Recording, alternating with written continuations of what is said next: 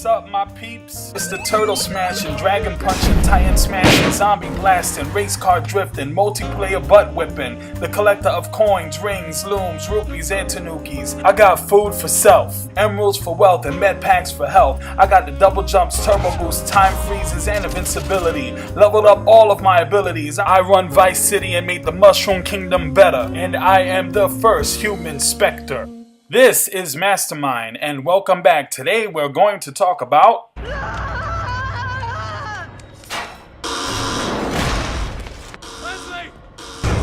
Leslie!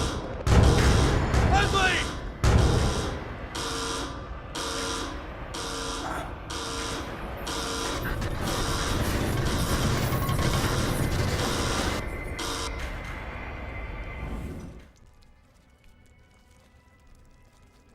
The Evil Within. Boy, do I have a lot to talk about regarding this game, so let's just get to it. Where do I start? Let's see. Okay, I'm going to start off with my initial impressions of the game when they had first revealed it. And as you can see, this scene that I'm playing through right here was the initial scene that we had seen when they first revealed the game. The promise and the excitement and the hope, I was like, wow, this is going to be amazing. This is from the maker of Resident Evil. So figuring with that and just looking at it, I'm like, okay, they're going to bring the horror, survival horror genre back. And it's going to be full force and it's going to be amazing.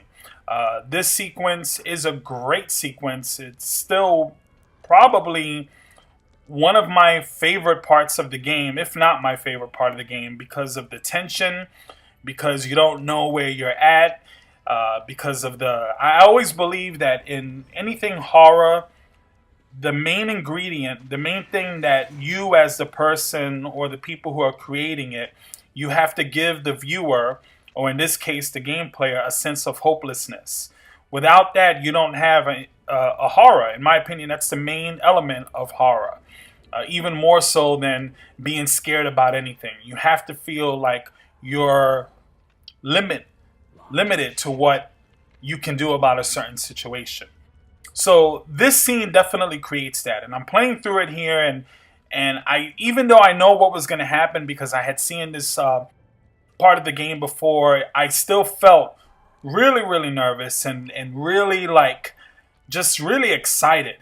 And the graphics seemed pretty nice, and the sound and everything, the atmosphere, everything was really great. And actually the footage that you're seeing is actually my first run through of the game. So this is like my very first time playing the game. So I thought it would be great if I went through it for this initial review. Now I want to say that the game is broken up into 15 different chapters. And that actually in many ways kind of represents how I feel about the game, because there are some parts of the game, some chapters, and many different aspects of the game that I liked. And then there were a lot of parts that really frustrated me, aggravated me. And I don't think that in this day and age, in a modern video game era, some of the things that we see in this game should continue to exist. Let me get into that first. We're going to talk about the gameplay. Gameplay-wise, I think if this game would have been released a year or two after Resident Evil 4, we would have been blown away, even as far as the gameplay standards are concerned, let alone all the other things that I mentioned as far as the atmosphere and everything else. But we would have been totally blown away. The gameplay is an improvement in a lot of ways over Resident Evil, but then we're talking modern day now. We're talking 2014 going into 2015. We should not be struggling to pick up items. If you're going to have a game that's going to have you collect items by smashing things, at the very least, when those items are on the floor or on a table, you shouldn't have to be shifting left and right, or back and forth to pick that up. And that seems to be a common theme with this game, is we're going to do something one way and make it difficult for you to do it. And I think that's kind of a terrible way to get challenge and provide longevity in your game. If you're going to have a system where you're smashing items to collect things, well, those things should be easy for you to collect once you've smashed the item. You shouldn't have to maneuver yourself 3 or 4 different times just to pick up ammo. And here's another thing that kind of bothers me about the way they set things up. Again, it's setting it up in opposition. They should have a way where you can just kind of pause the game and go into. You can pause the game, but you can't pause it and go into a special menu where you can customize certain parts of your weapon. So, for instance, you have your crossbow where you have different kind of arrows that you can shoot, but it's not like you can really collect the arrows. There's only one type you can just collect. Everything else you collect pieces, and then you kind of assign them to the different type of arrow you want to use. So that's kind of a customizable feature, but it doesn't make sense to set up a customizable feature when you for your weapons when they don't give you a pause menu. So you can do that because while you enter that menu, you can have enemies attacking you. So again, setting things up in opposition. Another part of the gameplay that they set up in opposition is they limit your ammo drastically. And there are even one boss I had to fight where I didn't have enough ammo to kill him because they don't give you enough ammo. So he was letting out these little leeches, and you had to shoot the leeches and hope that they leave ammo in order for you to destroy the boss. I don't have a problem with difficulty, but I do have a problem with cheap ways of attaining that difficulty. And of course, if you're going to have a game where you're going to limit the ammo and limit the resources, then what's the point of upgrading, like an RPG style, your guns and your different weapons? It doesn't make sense because once you've upgraded your gun, you want to really test it out, but then you kind of hesitate to test it out because guess what? If you even try shooting a gun, you're gonna run out of ammo, and you're gonna spend most of your time trying to run away from enemies or just dying or running out of ammo when you're fighting your boss. So as far as the gameplay is concerned, those are the negative parts that I saw. There were a few other little issues here and there, but those were the main ones. Now, what I liked about the gameplay was the gunplay was pretty good. I mean, it felt good when you shot an enemy. The running and the moving around I thought was also a little crappy because, let's face it, this guy's an investigator, and again, you have to customize or upgrade your character's running abilities. So in the beginning, I think he could only run like for 3 seconds. That's ridiculous.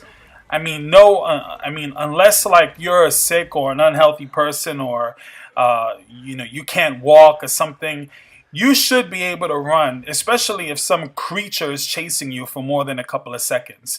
But I guarantee you, when you first start the game, once you start running, you get that little meter that builds up, and all of a sudden you can't run anymore. And there's also one other thing about the gameplay that also bothers me: your med packs. If you get a med pack in the game that totally fills up your energy, you become kind of drunk for a couple of seconds. You can't access your weapons, you can't run, you can't hardly see. I've never played a game where healing yourself drastically reduced every single thing you can do as far as movement and attacking. You have literally no defense or offense when you access your med packs. So those are a lot of the issues as far as the gameplay is concerned.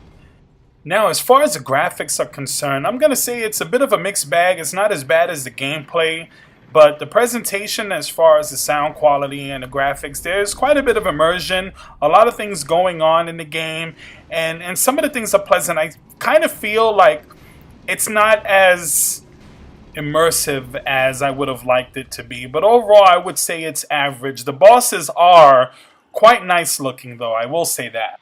I didn't see anything in the game that really had me just blown away as far as the graphics were concerned. It did have nice lighting effects. It did have a lot of nice things. If I had to give the gameplay a review, it'd probably be about a 4. This is my opinion. Graphics would probably be somewhere around a 7. So that's how I feel about it. The only reason why I even mention that is so you can get a kind of an understanding, a comparison as far as the different elements of the game and how I see it all coming together as one package.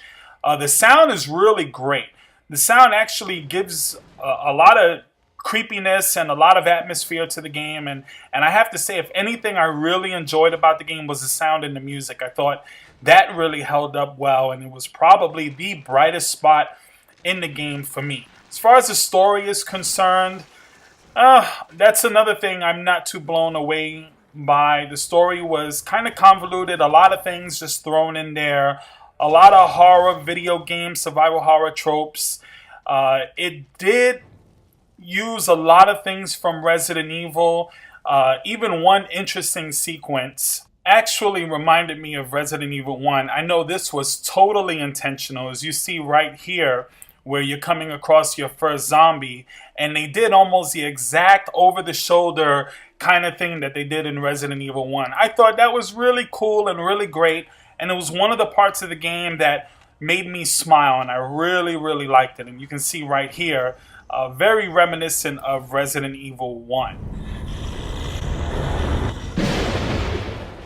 Also, a lot of parts of a mansion later on in the game, were actually kind of early in the game, reminded me of the mansion in Resident Evil 1. So there were a couple of things that you really do kind of feel like it's a little deja vu if you've gone through Resident Evil in the past. Even a couple of nods to Resident Evil 4.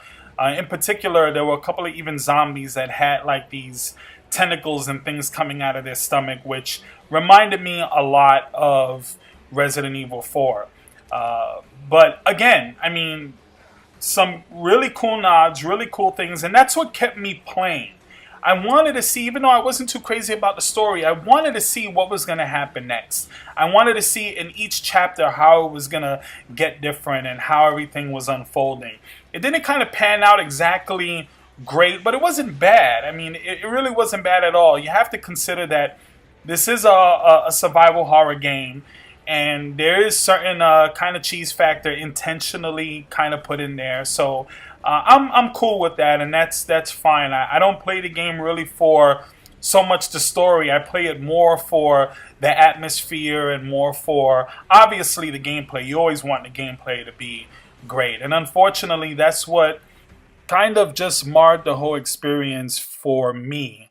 So thanks again for watching and sticking through with me on my review for The Evil Within. Overall, it gets a 7.5 out of 10. Gameplay-wise, it just didn't live up to what I was expecting and what my standards are.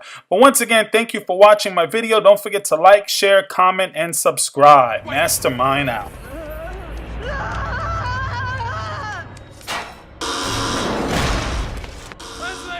Leslie, stop running away from me. I'ma fucking kill you.